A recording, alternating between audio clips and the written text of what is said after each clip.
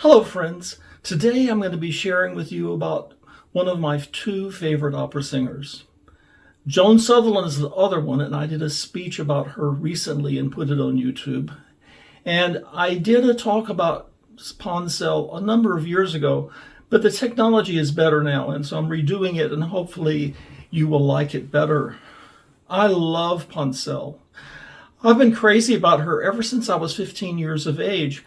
I got an album of hers and they had all these glowing reviews. And then when I read about her at 15, it just fired my imagination. And it's been fired ever since. She's just amazing. Luciano Pavarotti said she was the queen of all singers. And he sang with her at her home when she was 80 years old and said her voice was still beautiful and intact at 80 years of age. Maria Callas, the most famous opera singer of all time, said of her, she was the greatest of us all. She got her start in vaudeville, of all places. And she and her sister had a singing duo team, the Ponsuelo sisters. Caruso, the greatest tenor of all time, discovered her and had her audition at the Metropolitan Opera. She sang a hideously difficult aria. She was like 22 years of age at the time. And after she finished it, she fainted. And she thought for sure that they would not hire her, but they did. And they put her in a very difficult opera that most people wait until they're like 30 and have a lot of experience before they undertake it. But she started off at 22. And the critics were just crazy about her voice. And she became better with the acting and all that sort of stuff as she came along, but she never had any voice lessons. It was all instinctive with her. One of the worst problems that she had, she complained to Caruso during the performance that she had stage fright.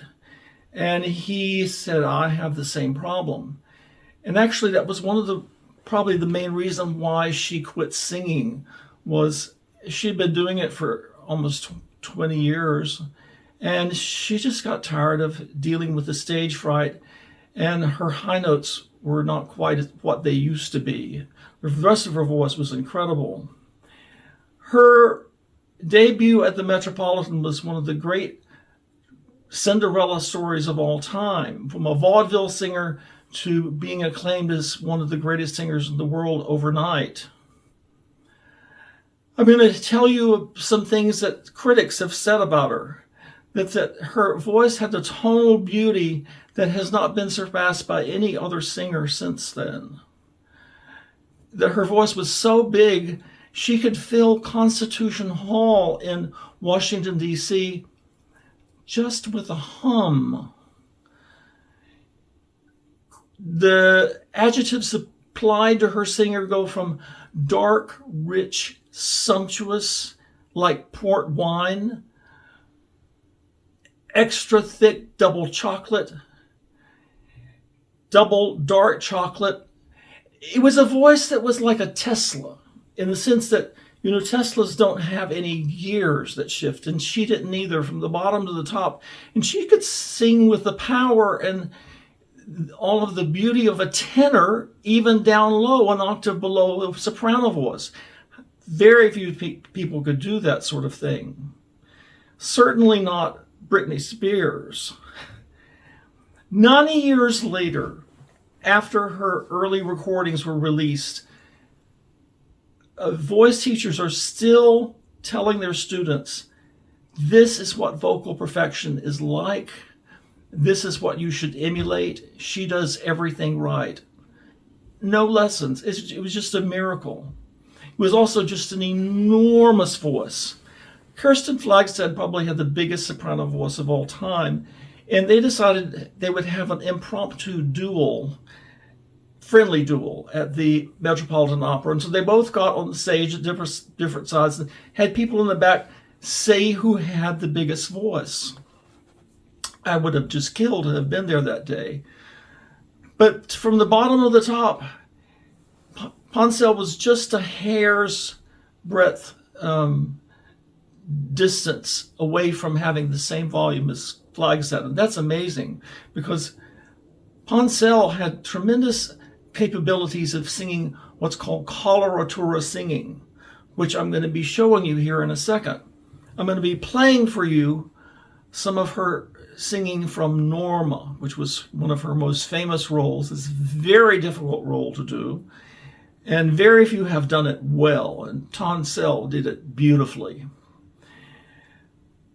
What I want you to listen to in this is from a 1928 recording, and she by this time had been singing for a long time, so she was very experienced and she was great at doing the emotions with all of the technicalities.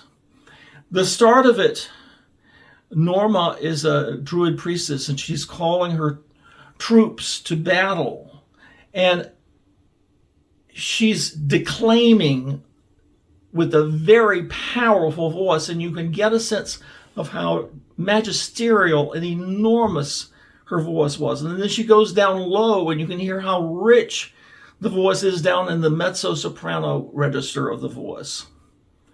And at the end of this first segment, she's going to go up and hit a high note.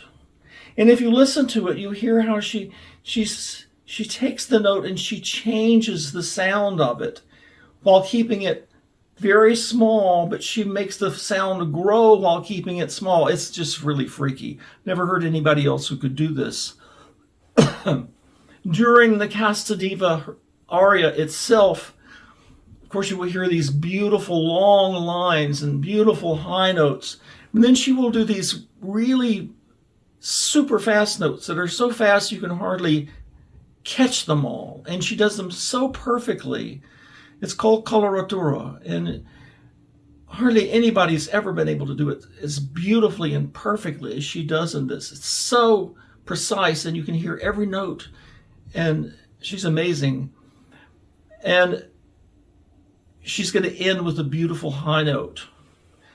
She's fabulous in Norma.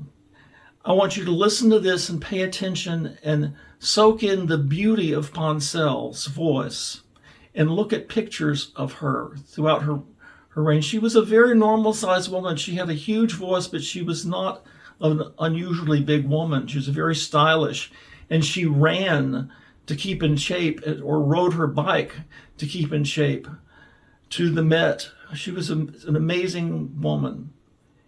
Casta Diva by Bellini.